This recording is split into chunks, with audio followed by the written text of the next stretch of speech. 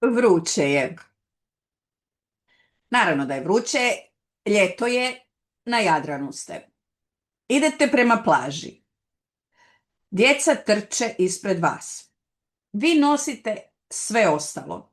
Torbu, ručnike, vodu, grickalice, voće, kremu za sunce, maske, peraje i velikog napuhanog dupina. Stižete. Prvo sladoled.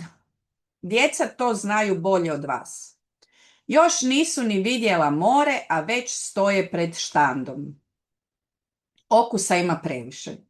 Čokolada, jagoda, vanilija, limun, pistacija i nešto tirkizno što nema normalno ime.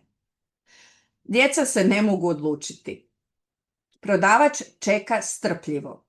On ovo radi svaki dan. Zna kako to ide. Na kraju kažete: 2 sladoleda, molim. Koji okus želite? Djeca mijenjaju mišljenje još 2 puta.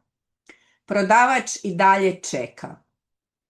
Uzimate što uzimate, hodate prema plaži. Djeca su sretna. Sladoled se topi brže nego što ga djeca jedu. To je normalno. Ljeto je. Plaža je puna. Naravno da je puna. Ljeto je. Hodate između ručnika, torbi, djece koja trče, odraslih koji spavaju. Tražite mjesto. Nema ga. Pa ipak tamo malo dalje između 2 obitelji koje ne gledaju, je li to malo prostora? Bacate ručnik. Brzo.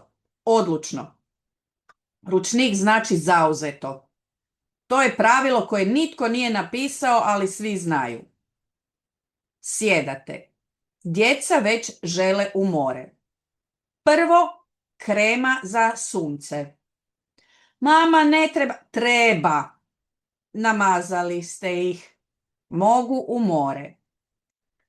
Gledate more, pijete vodu, ne razmišljate ni o čemu. I onda vidite pedaline. Djeca su ih vidjela prije vas, naravno. Oni tamo, klinci u pedalini, se tako lijepo zabavljaju. Dječak čak i skače s nje. Djevojčica se još boji, ali i ona se smije. Vaši bi htjeli isto, naravno. Odmah, sada. Idete do štanda na plaži. Momak u hladu podiže pogled. Kažete: oprostite, koliko košta pedalina? Momak kaže: pola sata 20 eura, sat vremena 30. Previše, znate to, ali gledate djecu koja gledaju vas i pedaline. Plaćate 30 eura. Ukrcavate se. Djeca žele sama na pedalinu. Ne dozvoljavate. Premaleni su, a more je duboko. Ali mama... Ne, idemo svi. Djeca sjede naprijed i gledaju prema obali. More je mirno. Tirkizno tamo gdje je plitko, tamno prema horizontu. Djeca se žele popeti na krov pedaline i skočiti. Kažete ne. Pitaju zašto. Jer sam rekla ne. Skačite odavde dolje. Vraćate pedalinu. Momak na štandu uzima vaših 30 eura s licem čovjeka koji je danas već vidio 10 takvih obitelji. Djeca su mokra i sretna. Vi ste mokri i, da, sretni. Idete do bara kraj plaže. Postoje takvi barovi uz svaku dalmatinsku plažu. Sjedate u hlad. Konobar dolazi. Ne odmah, ali dolazi. Ovo je Dalmacija. Žurba ovdje ima drugačije značenje. Kažete: Molim vas 2 limunade i vodu. Djeca pitaju, ima li hamburgera? Ima pizza. Uzimate picu. Djeca se žale da su htjela hamburger. Kažete da je pizza bolja. Djeca vam ne vjeruju, ali jedu. I onda dok sjedite, dok djeca jedu, dok sunce polako pada prema moru, netko priđe vašem stolu. Mladi čovjek, preplanuo, lagana košulja, osmijeh koji kaže da je ovo probao već mnogo puta ovog ljeta. Kaže nešto, možda na engleskom, možda na lošem njemačkom, možda, ako je procijenio situaciju, čak i na hrvatskom. Dalmatinci ga zovu galeb, a ono što radi zovu galebarenje. Galebarenje je stara dalmatinska tradicija. Etnolozi su je proučavali.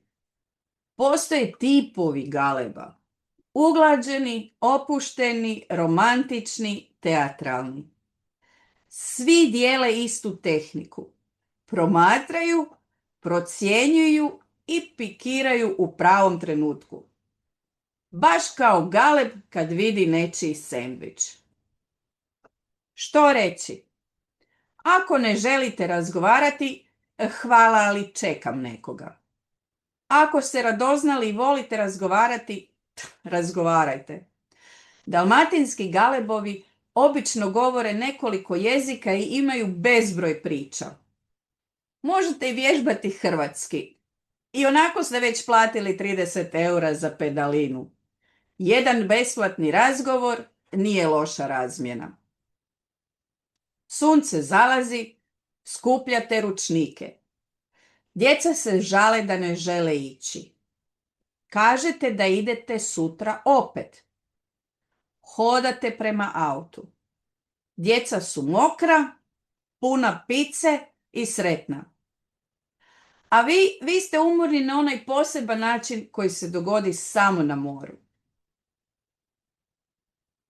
Sutra će opet biti vruće. Naravno da hoće.